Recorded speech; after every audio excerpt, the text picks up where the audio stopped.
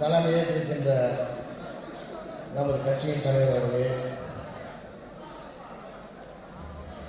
2.5 கோடி வன்னிய மக்கள் மட்டுமல்ல, உலகத்தில் இருக்கின்ற வன்னியர்களையும் தமிழக மக்களின் ஒட்டுமொத்த பாதுகாவல் தெய்வமாக வாழ்ந்து கொண்டிருக்கின்ற எங்களுடைய இனமான காவலர் மருத்துவரையா அவர்களே, நாளை நாடாளுமன்றத்தில் செங்கோட்டையில் சிம்மமன ஒலிக்க இருக்கின்ற, அதன் பிறகு 2016 தமிழகத்தின் செய்தியாளர் கோட்டையில் முதலமைச்சராக இருக்கின்ற எங்களுடைய இனமான இளவல் மாண்புமிகு சின்னையா அவர்களே, மற்றும் இங்கு வருகின்ற இருக்கின்ற பாட்டாளி மக்கள் கட்சியின் அனைத்து நிலை பொறுப்பாளர்களே, என் உயிரினும் மேலான அன்பு இனமான சொந்தக்காரர்களே, உங்கள் அனைவருக்கும் எனது வணக்கத்தை தெரிவித்துக் கொள்கிறேன். இந்த ஆண்டு முடிந்த 2013 ஆண்டு வன்னிய சமுதாய மக்களுக்கு ஒரு சோதனை ஆண்டாக அமைந்திருந்தது என்று எனக்கு முன்னால் பேசியவர்கள் பேசினார்கள். சோதனை என்பது வன்னியன் வாழ்க்கையில் தினம் தினம் சந்தித்துக் கொண்டிருக்கின்றார். இந்த நாடு சுதந்திரம் கிடைத்த பிறகு உயர் சாதிக்காரர்களாலும் 50 ஆண்டு காலம் ஆட்சி செய்த திராவிட கட்சிகளாலும் வன்னிய மக்கள், வன்னிய பெண்கள், வன்னிய ஆண்கள் கிராமங்களில், குடும்பங்களில் சோதனையையும் வறுமையையும் கஷ்டத்தையும் தினம் தினம் சந்தித்துக் கொண்டிருக்கிறார்கள். அதனால் போன ஆண்டு அல்ல, வாழ்க்கை முழுவதும் நாங்கள் சோதனையை தான் சந்தித்துக் கொண்டிருக்கின்றோம். அந்த சோதனையிலிருந்து விடுதலை பெற வேண்டும், நாங்களும் வாழ வேண்டும். நாங்களும் வாழ வேண்டும் என்று சொன்னால் நாங்களும் இந்த நாட்டை ஆள வேண்டும் என்று சொன்ன ஒரே தலைவர் எங்களுடைய இனமான காவலர் மருத்துவரையா அவர்கள். நாங்களும் வாழ வேண்டும், நாங்களும் இந்த நாட்டை ஆள வேண்டும் என்று சொன்னதனால்தான் நம் மீது காவல்துறையை ஏவிவிட்டு கடுமையான அடக்குமுறையை செய்தார் முதலமைச்சர் ஜெயலலிதா அவர்கள். நான் கேட்கின்ற கேள்வி முதலமைச்சர் ஜெயலலிதாவிற்கும் தமிழக காவல்துறை தலைமை அதிகாரியாக இருக்கின்ற டிஜிபிக்கும் நான் கேட்கின்ற கேள்வி, நாங்கள் என்ன தவறு செய்தோம்? மாநாடு நடத்தினோம், உங்களிடம் அனுமதி வாங்கி மாநாடு நடத்தினோம். அந்த மாநாட்டுக்கு போதுமான பாதுகாப்பை கொடுக்க வேண்டியது உங்களுடைய கடமை. ஆனால் அந்த பாதுகாப்பை கொடுக்காமல் ஒரு ரவுடி கும்பல் கலவரத்தை திட்டமிட்டு செய்து என் சமுதாயத்தைச் சேர்ந்த என் சாதிக்கார மக்களை 2 பேரை கொலை செய்தார்கள் மரக்காலத்தில். அந்த கொலைக்கு காரணமானவர்களை கைது செய்யாமல் நாங்கள் வன்முறை செய்தோம், கலவரம் செய்தோம் என்று 8000 பேரை கைது செய்து எங்களுடைய இனமான காவலர் மருத்துவரையாவையும் சின்னையாவையும் கைது செய்து சிறையில் அடைத்து 134 பேர் மீது குண்டர் சட்டமும் தேசிய பாதுகாப்பு சட்டமும் போடப்பட்டு சிறையில் அடைக்கப்பட்டோம் என்று சொன்னால் நாங்கள் செய்த தவறு என்ன? இந்த கேள்வியை தான் முதலமைச்சர் ஜெயலலிதாவை கேட்கிறேன், டிஜிபி ராமானந்தத்தை கேட்கிறேன், பத்திரிகையாளர்கள் கேட்கிறேன். நாங்கள் செய்த தவறு என்ன? 2002 நடந்த மாநாட்டில் அப்பொழுது அந்த மரக்காலம் என்ற பகுதியில் கலவரம் நடந்து கும்பகோணத்தை சார்ந்த ஒருவர் கொலை செய்யப்பட்டுள்ளார். 2002 கலவரம் நடந்து ஒரு கொலை செய்யப்பட்டிருக்கான்னு சொன்னால், இப்போது நடக்கின்ற மாநாட்டிற்கு மரக்காலத்தில் அதிக போலீஸ் பாதுகாப்பு கொடுத்திருக்க வேண்டுமா இல்லையா?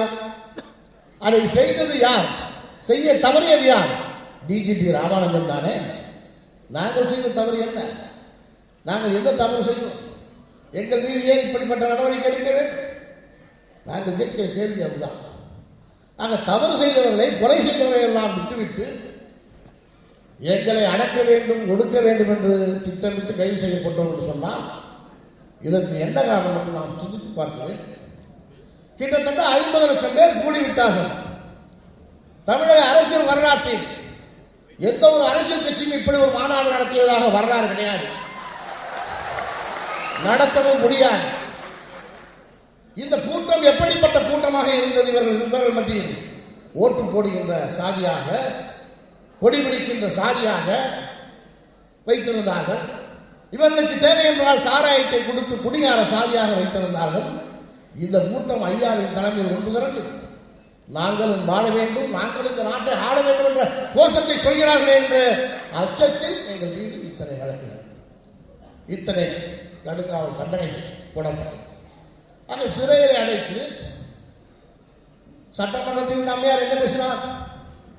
மிகப்பெரிய கொடுமை வன்முறை செய்து எல்லோரும் நாட்டில் இருக்கின்ற அனைத்து அரசியல் கட்சி தலைவர்களும் ஏதோ ரொம்ப யோக்கியமாக மனுநீதி சோழன் போல் இருப்பது போல் நாங்கள் மிகப்பெரிய தவறு செய்து விட்டோம் என்று எங்கள் மீது வழக்கு போடுகிறேன் சொல்லி சொன்னார். அப்போதே சட்டமன்றத்தில் சொன்னார், முதலமைச்சர் அவர்களே, நாம் பேசுவதை அவை குறிப்பில் இருந்து நீக்குகிறீர்கள். அதே நேரத்தில் மற்ற உறுப்பினர்கள் எங்கள் சமுதாயம், எங்களுடைய சமூகத்தின் காவலராக இருக்கின்ற ஐயாவை பற்றி பேசுகிறார்கள், தர்மபுரி கலவரத்தை பற்றி பேசுகிறார்கள், மரக்கான கலவரத்தை மட்டுமல்ல எல்லோரையும் குறை சொல்லி பேசுகிறார்கள். அதை சிரித்துக் கொண்டு ரசித்துக் கொண்டு கேட்கிறீர்கள். அங்கு நடந்தது என்ன? மாநாட்டுக்கு எங்கிருந்து வந்தார்கள்? காஞ்சிபுரம் மாவட்டத்தில் மட்டும் வந்தார்கள். கிட்டத்தட்ட 200, 300, 400 கிலோமீட்டருக்கு அப்பால் இருந்து கிருஷ்ணகிரி, சேலத்தில் இருந்து பல பகுதியில் வந்திருக்கிறார்கள். அங்கு 200 கிலோமீட்டருக்கு அந்த அப்பால் இருந்து வந்த அந்த மக்கள் அந்த கால்நடைக்காரர்கள் மீது ஒடுக்கப்பட்ட ஆந்திராவில் சண்டைப்பட வேண்டும் சொன்னால் அவர்கள் வந்த வழிநடுக சேரிகள் இல்லையா, காலணிகள் இல்லையா? சண்டை போடும் என்றால் நெடுவரும் கலவரம் நடந்திருக்குமா இருக்காதா? ஆனால் தமிழகத்தில் எங்கும் கலவரம் நடக்கவில்லை, மரக்காலத்தில் மட்டும் கலவரம் நடக்கவில்லை என்று சொன்னால் அந்த கலவரத்துக்கு யார் காரணம்? இதை சிந்தித்தாரா வேறா? டிஜிபி ராமாயணம் சிந்தித்தாரா? தமிழ்நாடு முழுக்க லட்சக்கணக்கான மக்கள் வந்திருக்கிறார்கள். அவர்கள் வருகின்ற வழிதோறும் ஆந்திரா மக்கள் வாழ்ந்து கொண்டிருக்கிறார்கள். அவர்களுடைய குடியிருப்பு இருக்கிறது. எங்கும் வசமாக இல்லை, மரக்காலத்தில் மட்டும் கலவரம் நடக்கிறது. இந்த கலவரத்துக்கு யார் காரணம் என்று குறிப்பிட்டு சொன்னேன். ஆனால் அத்தனையும் அவை குறிப்பிலிருந்து நீக்கப்படுகிறது என்று முதலமைச்சர் ஜெயலலிதா சொன்னார். அதன் பிறகு நான் கடுமையாக பேசினேன். நீங்கள் ஏதோ திட்டமிட்டு முடிவு செய்து கொண்டு பேசுவது போல் தெரிகிறது. நீங்கள் எந்த திட்டமிட்டு பேசினாலும் அதை கண்டு அஞ்சுவோம், மிரளுவோம், பயப்படுவோம். நாங்கள் என்ன நடக்க வேண்டும் என்றாலும் போடுங்கள், எத்தனை நாள் சிறையில் வைக்க வேண்டும் என்றால் அதை சந்திக்க நான் தயாராக இருக்கிறோம் சொன்னேன். வழக்கு போட்டு உள்ள வைத்தவுடன் உங்களை கெஞ்சவில்லை, மன்றிடவில்லை. தமிழகத்தில் முதலமைச்சர் ஜெயலலிதா முதலமைச்சராக இருக்கின்ற வரைக்கும் நான் சிறையில் வைப்பதற்கு நான் தயார்.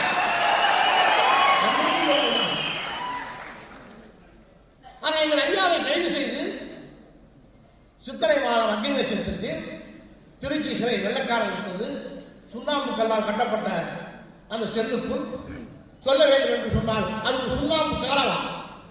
அதற்கு எங்கள் ஐயாவை வைத்து சித்திரவை செய்து உடல்நிலை பாதிக்கப்பட்டு எனக்கு மருத்துவமனைக்கு சென்று மருத்துவ சிகிச்சை செய்கிற அளவிற்கு எங்கள் ஐயாவின் உடல்நிலை பாதிக்கப்பட்டிருக்கிறது. அப்படி அவர் செய்த தவறு என்ன? மரக்காலத்தில் வந்த கலவரத்திற்கு நாங்கள் காரணம் இல்லை, அந்த பாதுகாப்பு கொடுக்க தவறிய காவல்துறை தான் அதற்கு காரணம். அதனால் அந்த காவல்துறையே நடவடிக்கை எடுக்கவில்லை, பாதுகாப்பு கொடுக்கவில்லை. அதை கண்டித்து நான் ஆர்ப்பாட்டம் செய்ய போகிறேன் என்றுதான் சொன்னார். போராடப் போகிறேன் சொல்லவில்லை. அப்படி ஆர்ப்பாட்டம் செய்ய சென்ற எங்கள் ஐயாவை கைது செய்து சிறையில் அடைத்தார்கள். கைது செய்து சிறையில் அடைத்த பிறகு எல்லோரும் கைது செய்யப்பட்டோம். இதை பார்த்த வன்னிய மக்கள் தன்னெழுச்சியாக அங்கிருந்து அவர்கள் மறியல் கோபத்தை காட்டினார்கள். திட்டமிட்டு செய்யவில்லை. இன்றைய தினம் ஐயா அவர்கள் ஆர்ப்பாட்டத்திற்கு செல்கிறார்கள். அவர் கண்டிப்பாக மாலை விடுதலை செய்வார்கள் நாங்கள் நினைத்திருந்தோம். ஆனால் கைது செய்ய போகிறார் என்று தெரியாது. அப்படி நாங்கள் திட்டமிட்டு ஐயா அவர்கள் ஆர்ப்பாட்டத்தில் செல்கிறார்கள். அவர் கைது செய்யப்பட போகிறார். அவர் கைது செய்யப்பட்ட பிறகு நாங்கள் யார் என்று நிரூபிக்க வேண்டும் என்று திட்டமிட்டு அந்த மறியலில் ஈடுபட்டு வந்தால் தமிழக முதலமைச்சர் ஜெயலலிதா அவர்களை உங்களால் தாங்க முடியாது, தாங்கியிருக்க முடியாது. தன்னெழுச்சியாக மக்கள் கோபமடைந்து அங்கிருந்து மறியல் செய்தார். இதற்கு நாங்கள் பொறுப்பாக முடியும்? ஏன் எங்கள் ஐயாவை கைது செய்ய வேண்டும்? ஆர்ப்பாட்டம் செய்ய வந்து ஆர்ப்பாட்டம் செய்யணும். எதை சொல்லி காவல்துறை கண்டித்து ஆர்ப்பாட்டம் செய்கிறோம். அப்ப காவல்துறை செய்ய தவறு என்னன்னு ஆய்வு பண்ணி நடவடிக்கை. எல்லாரையும் பிடிச்சி உள்ள போகணும்னா ஆட்சியில் பயங்கரவாத காவல்துறை ஆட்சி இப்படி ஜெயலலிதா நடத்திக்கிட்டு இப்படிப்பட்ட கொடுமையெல்லாம் செய்து கொண்டு கலவரம் மறியல் நடக்குது. மறியலில் நாங்கள் ஒரு பக்கம் ஈடுபட்டால் எங்களுக்கு எதிராக இருக்கின்ற ஒரு கும்பல் திட்டமிட்டு இந்த பழியெல்லாம் எங்கள் மீது வர வேண்டும் என்று அவன் வன்முறையில் ஈடுபட்டு ஒரு பக்கம் செய்கிறான். இப்படி நடந்த கலவரங்களில் ஒரு வடநாட்டை சார்ந்தவர் ஒரு டிரைவர் அவர் உயிரோடு கொடுத்து எரிக்கப்பட்டார் என்ற செய்தி கிடைத்தவுடன் முதலமைச்சர் ஜெயலலிதா சட்டமன்றத்தில் பேசுகிறார். இந்த செய்தி கிடைத்தவுடன் எனக்கு இரவெல்லாம் தூக்கவில்லை. இப்படி ஒரு கொடுமை நடந்துவிட்டது. தமிழ்நாட்டு மக்களுக்கே ஒரு தலைவர், தமிழ்நாட்டு மக்களுக்கே மிகப்பெரிய அவமானம். சொல்லனா துயரம் கொண்டேன். அவருடைய குடும்பத்திற்கு என்னுடைய உதவியாக பல லட்சம் ரூபாய் நிதியாக நான் வழங்கினேன். இப்படிப்பட்டவர்களை நாங்கள் அவர்கள் மீது கடுமையான நடவடிக்கை நாங்கள் எடுப்போம். என்ன என்னவோ மனுநீதி சோழனோட மகன் மாதிரி பேசுறீங்க. என்ன நீ என்ன தேவதூதனா? தேவலோகத்திலேருந்து வந்துட்டியா? நீதி பெறாம நீதி அழியாம நீ வாழ்ந்துட்டு இருக்கியா? நீதி அறியாம ஆட்சி செஞ்சுட்டு இருக்கியா? என்ன என்ன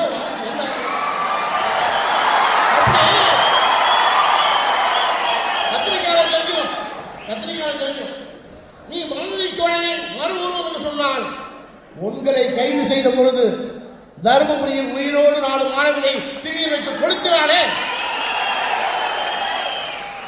அன்றைக்கு இந்த செய்தி கேட்டு நான் இரவெல்லாம் தூங்கவில்லை.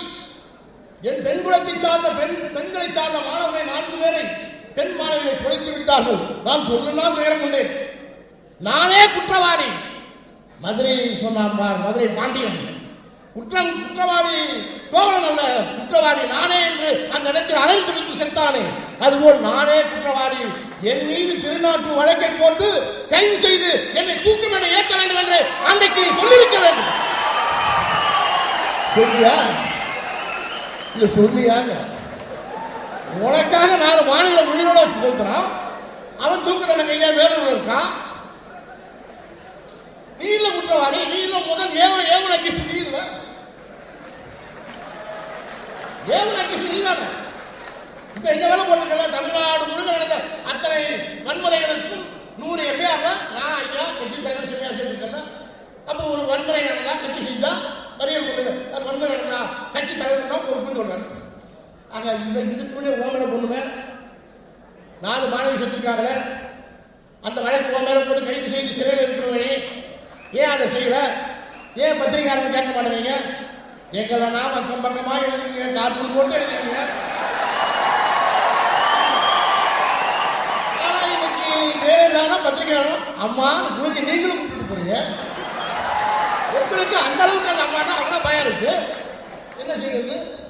அதோட போச்சு. 12 ஆண்டுக்கு ஒரு தடவை மகாமகம் வரும். அந்த மகாமகத்துக்கு உலகம் முழுக்க இருக்க இந்துக்கள் வந்து அதை குளிக்கணும்னு வருவான். ஏன்னா குளிச்சா புண்ணியம். 12 வருஷத்துக்கு ஒரு வர மகாமகத்துல அந்த மகாமகத்தை குளிச்சா நேரா சொர்க்கத்துக்கு போவான் அப்படின்னு கோடிக்கணக்கான மக்கள் அங்கே திறந்தாங்க. அந்த மகாமகத்துல நீ முதலமைச்சராக இருக்கும்போது நீயும் உன் சகோதரியும் நாங்கள் 2 பேரும் குளிக்க போறோம்னு சொன்ன உடனே அங்க வந்த கூட்டம் போறா. நீங்க எப்படி குளிப்பீங்க பார்க்கறதுக்கு மோதி அது உங்க புலிகளுக்கு தேவாரம் பாதுகாப்பு கொடுத்து பார்க்க வந்தவங்களை அடிச்சு விரட்ட செத்தானே 300 பேர். அப்பயே சொர்க்கத்துக்கு போனானே 300 பேர் செத்தானே. அப்ப 300 பேரை கொலை செஞ்சது யாரு? நீ குளிக்க போறதான? நீ மகாமகத்துக்கு குளிக்க போறதால 300 பேர் கொலை செஞ்ச. ஏமா ஏன் இங்க அங்கே போட ஒரு சொப்பு தண்ணி அங்கே குடிக்க வச்சு போய் தொடர்ந்து குடிச்சுருக்கீங்களா? இல்லைன்னா மகாமகம் இருக்கீங்களா? நான் மகாமகத்தில் குடிக்க போறேன்னு சொல்லி போய் 300 பேரை கொன்னேன். 300 பேரை கொலை செய்த கொலையாளி இல்லையா நீ? அப்படி பார்த்தா பூலாந்தேவியே மிஞ்சிட்டமா நீ? என்ன வழக்கு போறது? என்ன வழக்கு போறது? இவ்வளவு அசிங்கத்தனி ஆட்சியர்கள் பண்ணிட்டு நீ பெரிய தேச பிதா மாதிரியும் நான் மனுநீதி சோழன் மக மாதிரியும் நாம வந்து தப்பு பண்ணிட்ட மாதிரி எங்களை கைது செய்யணும்னா என்ன நாங்கள் சிந்திக்க வேண்டாம். இப்ப காவல்துறை நீதிக்கு இருக்காரு, இதுக்கு என்ன பதில் சொல்றாரு? இதுக்கு என்ன பதில் சொல்லுங்க? 134 பேர் என்ன விட நீ எம்மா நாள் ஜெயில வச்சா நான் உள்ள இருக்கேன், நீ உள்ள வச்சதுனால நான் பயப்பட போறதில்ல, நான் மீண்டும் உன் மேல என்ன தப்பு இருக்கா அது பேசுவோம் தான், மீண்டும் வேணா கேஸ் போட்டு உள்ள வைக்க பரவாயில்லை.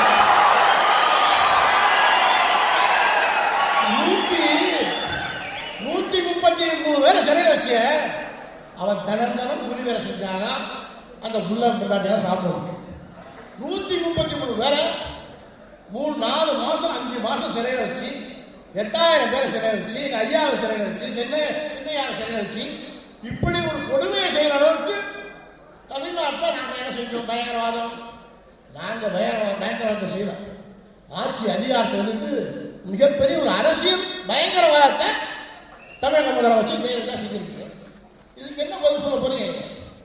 டிஜிபி ராமலிங்கம் இதுக்கு என்ன பதில் சொல்ல போறாரு? பாதுகாப்பு கொடுக்க தவறியது ஒவ்வொரு குற்றம். டிரைவர் செத்து போயிட்டாரு சொல்லலாம் துயரம் பண்ணாங்க. ராத்திரி கூட தூக்கல 2 பேர் மாநாட்டுக்கு வந்த நாள் செத்தாங்க. அவன் உயிர் அவனுக்காக இந்த அரசாங்கத்தில் இருந்து என்ன நிதி கொடுத்துருக்கீங்க? உதவிட்டாங்க. என் சின்னையா ஊருவா வசூல் பண்ணி அந்த குடும்பத்துக்கு 5 லட்சம் கொடுத்துருக்காரு. இவனும் உயிர் தானே. நான் வன்னியருக்கு நான் கொடுக்க மாட்டேன், வர நாடாளுமன்ற தேர்தலில் வன்னியனுடைய ஓட்டு எனக்கு வேண்டான்னு நாளைக்கு சொல்லுவாங்க. சொல்லு, எங்க ஓட்டுனா மாற்றும் உனக்கு இனிக்குது, எங்க உரிமையை கேட்டா கசக்குது. 2 பேர் சட்டம் என்ன தெரியுமா? தான் நினைச்சு பார்க்கணும். நான் முன்னாடி ஒரு செய்தி சொல்றேன். நம்ம ஆவடி காவல் நிலையத்தில் அந்த நகரத்தில் ஒரு கார் ஒரு தெருவில் இருக்க நாயை அடிச்சு போட்டு போயிடும். பின்னாடி யாரோ ஒரு ஆள் வந்தவரை அந்த நாயை தூக்கிட்டு போய் காவல் நிலையத்தில் அவர் கம்ப்ளைண்ட் கொடுத்துட்டு இதை அடிச்சு கொண்டு போயிட்டாங்க. நான் ப்ளூ கிராஸ் சேர்ந்தவன், இதை உடனே போஸ்ட்மார்ட்டம் பண்ணணும்னு சொல்றான். எஸ்ஐ கொண்டு போய் என்ன சொல்றாங்க, கொண்டு போய் நாயை போஸ்ட்மார்ட்டம் பண்ணி அடக்கம் பண்ணிட்டு யார் அடிச்சாலும் கண்டுபிடிச்சா அவரை கைது செய்யணும் அப்படின்னு அவர் புகார் எழுதி கொடுத்துட்டு போறாரு. சரி, யாரோ ஒரு ஆள் புகார் எழுதி கொடுத்து போறாங்க. எஸ்ஐ விசாரித்தார். மறாவது நாள் காலையில் டெல்லியிலேருந்து பேசுறாங்க. ப்ளூ கிராஸ் நேற்று கம்ப்ளைண்ட் கொடுத்தவன் அந்த நாயை அடிச்சு பண்ண மேலே கைது பண்ணிட்டியா அப்படின்னு. அப்புறம் எஸ்ஐக்கு பயம் வந்துருச்சு. என்னடா டெல்லியிலேருந்து பேசுறான்ட்டு அவசரம் போய் அவன் யாருன்னு தேடி கண்டுபிடிச்சி அவனை கைது பண்ணி நீதிமன்றம் பார்த்தா நீதிபதி 1000 ரூபா அவனுக்கு ஃபைன், இது முதல் தடையாண்டனால. திருப்பி இன்னொரு தடவை நாய் அடிச்சு பண்ணனா உனக்கு 6 மாதம் சிறை தண்டனைன்னு சொல்லி தீர்ப்பு சொன்னாங்க. இப்போ 1 மாதம். தெருவில் இருக்கிற நாய்க்கு இருக்கிற மரியாதை, நாயோட உயிருக்கு இருக்கிற மரியாதை இந்த வன்னிய மக்களுக்கு இருக்கா? சிந்திப்பா. இந்த வன்னியோட உயிருக்கு மரியாதை இருக்கா? அதிமுக திமுகவுக்கு ஒரு வன்னியன் ஓட்டு போறானா அவன் உண்மையான வன்னியனா இருக்க முடியாது. உயிருக்கு மரியாதை இருக்கா? சொல்லு. தெருவில் இருக்கிற நாய்க்கு இருக்கிற மரியாதை, அந்த உயிருக்கு இருக்கிற மரியாதை வன்னியனுக்கு. அப்ப என்ன இந்த ஜெயலலிதா தேவலோகத்தில் நீ பறந்து வந்துட்ட? என்னை பத்தி அதை பேசக்கூடாது, இதை பேசக்கூடாது. உன்னை பத்தி என்ன பேசுறதுக்கு ஒண்ணுமே இல்லை. எது பேசினாலும் உன்னை பத்தி தப்பா தான் போகும், நல்லதாவே இருக்காது. நல்லதா பேசுறதுக்கு நீ ஏதாவது செஞ்சிருந்தாலும் பேசலாம். இப்ப ஆட்சிக்கு வந்து என்ன சொல்ற? அம்மா வடை, அம்மா இட்லி, அம்மா சப்பாத்தி, அம்மா தண்ணி. இல்ல மந்திரியை கூட்டம் போட்டு எங்க அம்மா வடை எப்படி இருக்கு பாத்தியா, எங்க அம்மா இட்லி எப்படி இருக்கு பாத்தியா, 2 ரூபாய்க்கு 4 சப்பாத்தி, எங்க அம்மா சப்பாத்தி, எங்க அம்மா சப்பாத்தி அம்மா பஸ் இருக்கு பாத்தியா. இதுதான் சாதனை. இதை மந்திரி பொதுக்கூட்டம் போட்டு பேசுறோம். இதுதான் ஆட்சியில் சாதனை. ஒரு நாளைக்கு 2000 பேருக்கு எங்க அம்மா சப்பாத்தி கொடுக்குறோம். ஏங்க பத்திரிகாரங்க, இந்த தமிழ்நாட்டோட ஜனத்தொகை எவ்வளவு? 7 கோடியை தாண்டி போச்சு. 2000 பேருக்கு அம்மா சப்பாத்தி கொடுத்தா பஞ்சம் நீங்கணுமா? அம்மா தண்ணி என்ன தண்ணியோ என்ன தண்ணியோட டாஸ்மாக் அந்த தண்ணியா இந்த தண்ணியோட சொல்றேன். ஏன்னா இப்ப அண்ணாதிமுக குடிச்சு பார்த்து அம்மா தண்ணி நல்லா இருக்குங்கிறான், நல்லா இருக்குங்கிறான். அம்மா தான் கண்டோம். ஆனா இதுதான் இந்த அம்மாவோட சாதனை. ஆட்சி மானக்கடால இதுல இந்த லட்சணத்துல அடுத்த இந்தியாவின் பிரதமர் நான் தான். ஏன் இந்தியாவில் உள்ள அத்தனை பேருக்கு அம்மா சப்பாத்தி கொடுக்கவா, அம்மா இட்லி கொடுக்கவா? என்ன என்ன நீ கீழ்ச்சி கழித்து தமிழ்நாடே நாடுது. இது அடுத்து இந்தியாவில் நாம் பிரதமர் பார்ப்போம் அதிகம். ஆக இன்னொன்று நாம் சிந்திக்கணும். சரி, இவ்வளவு கொடுமை தமிழக முதலமைச்சர் ஜெயலலிதா செஞ்சாங்க. இது செஞ்சது கொடுமை. ஐயாவை கைது செய்தது, சின்னையாவை கைது செய்தது, 8000 பேரை கைது செய்தது, 134 பேரை குண்டர் தடுப்பு காவல்துறை கைது செய்தது, ஏன் மேல 4 முறை தேசிய பாதுகாப்பு மன்றம் பண்ணது. இது மிக கொடுமை. 4 முறை தேசிய பாதுகாப்பு மன்றம் மேல இந்தியாவில் இருக்காங்கன்னு சொல்லுங்க. ஆனால் அதில் இன்னொரு சிறப்பு இருக்காது தெரிஞ்சுக்கணும். ஆனால் இந்தியாவிலே ஒரு மாநில அரசு போடப்பட்ட தேசிய பாதுகாப்பு சட்டத்தை 3 முறை தள்ளுபடி செய்து வாங்கியது நமது மாண்புமிகு சின்னையாவிடம் தான். அதுதான் நம்ம ஜெயலலிதா வருது. 3 முறை போறோம், 3 முறை அமைச்சரும் இல்லை, எம்பியும் இல்லை, அதை தள்ளுபடி செய்து வாங்குறாங்க சொன்னாங்க. ஏன் என்ன காரணம்? அந்த அளவுக்கு 5 வருஷம் அங்கே சிறப்பாக ஆட்சி செஞ்சிருக்காரு. இவ்வளவு கொடுமை ஒட்டுமொத்த வன்னிய மக்கள் மீது கட்டவிழ்த்திடப்பட்டிருக்கு. நம்ம கலைஞர் கருணாநிதியை கண்டிச்சாரா? காங்கிரஸ் கட்சி தலைவர் கண்டிச்சாங்களா? கம்யூனிஸ்ட் கட்சி தலைவர் கண்டிச்சாங்க? திராவிட கழக தலைவர் வீரமணி கண்டிச்சாரா? எம்மா கட்சி தலைவர் இருக்கிறாங்க தமிழ்நாட்டில். எந்த ஒரு அரசியல் கட்சி தலைவராவது இது குறிப்பிட்ட வன்னிய மக்கள் மீது நடத்துகின்ற கொடுமை, இது அரசியல் பயங்கரவாதம், காவல்துறை காட்டுமிராண்டித்தனமாக நடந்து கொள்கிறது. இதை கண்டிக்க வேண்டும். ஐயாவை கைது செய்தது, சின்னையாவை கைது செய்தது தவறு. தமிழ்நாட்டில் எந்த ஒரு அரசியல் கட்சி தலைவராவது கண்டிச்சாங்களா? நினைச்சு பாருங்க. ஏன் கண்டிக்கல? அவங்களும் சந்தோஷமா இருக்காங்க. இவனை எப்படிடா ஒழிக்கலாம்னு நினைச்சோம், அந்த வேலையை இந்த ஜெயலலிதா சரியா செய்யுது. இப்ப நாம கண்டிச்சு ஆதரவு கூடாது, சுத்தமா ஒழிக்கிட்டோம். ஏன் சுத்தமா ஒழிஞ்சு போகட்டும் வன்னியன்னு நினைக்கிறாரு? நீ ஆரம்பத்தில் அவர் கொடுக்குற சாராயத்தை வாங்கி முடிச்சுட்டு அவருக்கு ஓட்டு போகிற ஜாதியாகவும் அடியாளுக்கு ஜாதியாக இருக்கு. இன்னைக்கு நாங்கள் சொல்றது, நாங்கள் வாழ வேண்டும் என்று சொன்னால் நாங்கள் தமிழ்நாட்டை ஆளணும், ஒரு வன்னியன் முதலமைச்சரா வரணும்னு சொன்னவன கருணாநிதிக்கும் பிடிக்கல, யாருக்குமே பிடிக்கல. என்ன காரணம் கேட்டால் நாங்களாம் சாதி மதத்துக்கு அப்பாற்பட்ட ஒரு சாதி இல்லாத நாட்டை உருவாக்க புறப்பட்டுட்டோம்பாங்க. ஏன் சாதி இல்லாத நாட்டை உருவாக்கப்பட்டோம்? எல்லா சாதியும் முதலமைச்சராக வரலாம், இது வன்னியா மட்டும் முதலமைச்சராக வரக்கூடாதா? சரி, வன்னியர் முதலமைச்சராக வரணும் நீங்க சொல்ல வேண்டியதானே? இவ்வளவு கொடுமைகள் நம்ம மீது நடத்தப்பட்டோம், எந்த ஒரு அரசியல் கட்சி தலைவரும் நம்மை அதை கண்டிக்கவில்லை. என்ன காரணம்? ஆக ஒட்டுமொத்த அரசியல் கட்சியும் தமிழகத்தில் வன்னியனுக்கு எதிரான கட்சிகள் என்பதை இதிலிருந்து நீ புரிஞ்சுக்கணும். கிராமத்தில் நம்ம ஆள் நம்ம கும்பலைங்க சொல்ல அழகா, எரிகிற கொல்லியில எந்த கொல்லியும் நல்ல கொல்லி இல்லை. வீடு பிடிச்சிட்டு எரியுதுன்னா இதுல இது நல்லா இருக்குது கெட்டதா இருக்குது. ஆக இவங்க எல்லாருமே நாம் அழியணும்னு நினைக்கிறாங்க. ஆக நாம் அழியணும்னு நினைக்கும் போது நாம எப்படி இருக்கணும்? உன்னை வாழ வைக்க வந்த ஒரே தலைவர் நமக்கு இனமான காவலர் மறுத்துறையா மட்டும். நம்ம பலம் என்னன்னு தேர்தலை நாம பார்க்கணும், நாம ஒண்ணு சேரணும். திமுக நடந்தது சாராயம் தான். இன்னும் பத்திரிகையில் வரல. நேற்று ஜனவரி 1ஆம் தேதியில் எம்மா சாராயம் இருந்துச்சுன்னு அது ஒரு சாதனையாக போடுவாங்க. தீபாவளிக்கே 300 கோடி போட்டுருந்தாங்க. எத்தனை கோடி இருக்குன்னு தெரியல, 200 கோடி. இது மிகப்பெரிய சாதனை. இது புரட்சி தலைவி ஜெயலலிதாவோட சாதனை. இப்ப அடுத்த கலைஞர் நான் ஆட்சிக்கு வந்து சொல்றாரு, ஜெயலலிதா விட்ட சாராயத்தை முறியடித்து அதற்கு மேல் நான் விட்டு காட்டுவேன். நான் என்ன சொல்றேன், நீங்க 2 பேருமே தனியா இப்ப கிராமத்துக்கு போய் நான் தான் அதிக சாராயத்துக்கு போனோம் நம்ம சமுதாய பெண்கள் சொல்லுங்க, தமிழ்நாட்டு பெண்கள் சொல்லுங்க. இல்ல இல்ல கருணாநிதி விட்டதோட அதிக சாராயம் நான் தான் இருக்கணும் ஜெயலலிதா அம்மா சொல்லட்டும். நம்ம பெண்கள் என்ன சொல்றாங்கன்னு பார்ப்போம். எந்த ஊருக்கு போனாலும் சாராயங்களை முழுங்கலாம். இன்னைக்கு சாராயத்தினால நாடு சீரழிஞ்சு போச்சு, குடும்பம் சீரழிஞ்சு போச்சு, கலாச்சாரம் சீரழிஞ்சு போச்சு. எல்லா கிரிமினல் வழக்குகளுக்கும் சாராயம் தான் முழங்கும். ஆனால் அந்த சாராயத்திலே மூட முடியாதுன்னு போட்டி போட்டுட்டு இருக்க இந்த திராவிட கட்சிகளை அப்புறப்படுத்தும். இது ஒரு எல்லாம் சில பேர் சொன்னாங்க 47வது ஆண்டுல இருந்த அதே மாதிரி இந்த ஆண்டு இந்த காலங்கள்லாம் வந்துருக்குன்னு சொல்லி ஒரே மாதிரியா இருக்கும். ஆக 47 சுதந்திரம் கிடைச்ச ஆண்டு. ஆக இந்த ஆண்டு தமிழகத்தில் உள்ள திராவிட கட்சியின் ஆட்சியிலிருந்து தமிழ்நாட்டு மக்களுக்கு சுதந்திரம் கிடைக்கப் போகின்ற ஆட்சியாக அமைப்பது. அதை குடும்பம் இன்னைக்கு யார் சரியான தலைவர் கொஞ்சம் எண்ணி பாருங்க. திமுக அண்ணா திமுக மாற்று தமிழகத்தில் மாற்றா சொல்றது ஒரு சரியான கொள்கை திட்டங்களோடு இருக்கிற தலைவர் பார்த்தா நம்ம ஐயா தான் சரியான கட்சி. பாட்டாளி மக்கள் கட்சி தான். இன்னைக்கு பேசுறாங்க மோடி அலை வீசிட்டு, ஏன்னா அவர் மாநிலத்தில் மிக சிறப்பாக ஆட்சி செஞ்சிருக்காரு, அதனால மோடி அலை வீசி வேணா 2016 பாட்டாளி மக்கள் கட்சி ஆட்சிக்கு வரப்போது ஒரு ஆண்டு பாட்டாளி மக்கள் கட்சியின் சார்பாக நமது சின்னையா அவர்கள் முதலமைச்சராக வந்தால் மோடியை விட மிக சிறப்பான ஆட்சி செய்து காட்டுவார். இந்தியாவே பாராட்டும். இதை எழுதி வச்சுக்க, நான் சொல்றது நடக்க போது இதை எழுதி வச்சுக்க, கண்டிப்பாக நடக்கும். அந்த பத்திரிகையாளர்னா எங்களை நீங்க ஆதரவு வளர்த்துக்கணும்.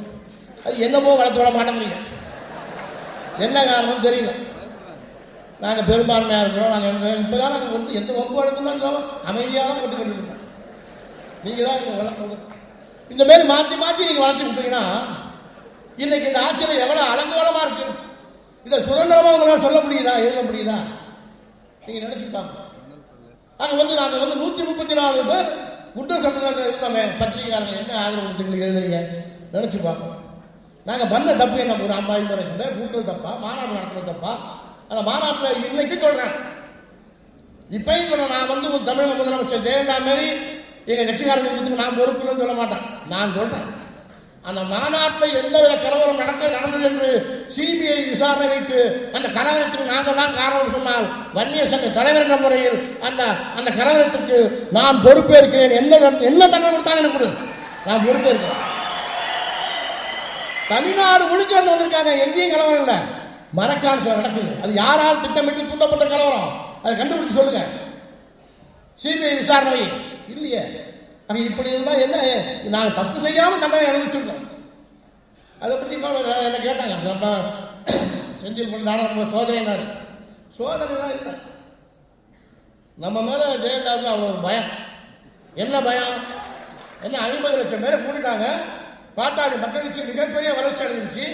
இன்னைக்கு நாளைக்கு 2016 ஐயா அவர் சொல்வது போல் வன்னியர் தான் முதலமைச்சர், நம்ம சின்னையா முதலமைச்சர் நிலை உருவாக போகுது. இதை இப்படியே விடக்கூடாது. ஜெயலலிதாவுக்கு பயம் வந்து நம்மள உள்ள வச்சு அடக்கலாம், பயந்துடான்னு சொல்ல. நீ உள்ள வைக்கதான் நம்மளால வேகமாக கோபப்பாங்க. அதில் ஒரே ஒரு காரணம் சொல்லணும். என் கூட இந்த சட்டத்தில் நம்ம திருவள்ளூர் மாவட்டம் சார்ந்த ஒரு வயதானவர் 60 வயசுக்கு மேலே இருந்தோம், கிருஷ்ணமூர்த்தின்னு ஒருத்தர், அவர் கைதாகி வந்திருந்தார். அங்கே ஏதோ மறியல் வந்து பஸ் எடுத்துருக்கு, ஆனால் அவருக்கு சம்மந்தம் இல்லை. அவருக்கு ஓட்டு போட்டாலும் தண்ணி வச்சிருக்கிறவருக்கு பிடிக்கலாம். என்னன்னு கேட்டாங்கன்னா பிடிச்சவனு இந்த மாதிரி கேஸ் சரி வர வாங்கலாம்.